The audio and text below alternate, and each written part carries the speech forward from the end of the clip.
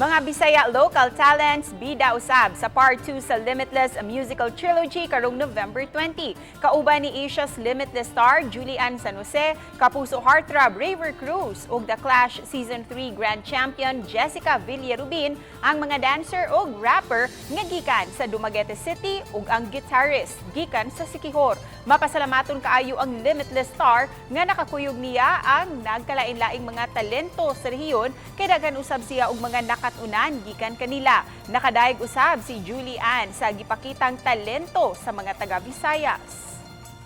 Grabe, undeniable kasi talaga ang Filipino talent and I'm such a fan of talent. Like natutuwa ako kapag nakaka-witness ako ng sobrang talented person.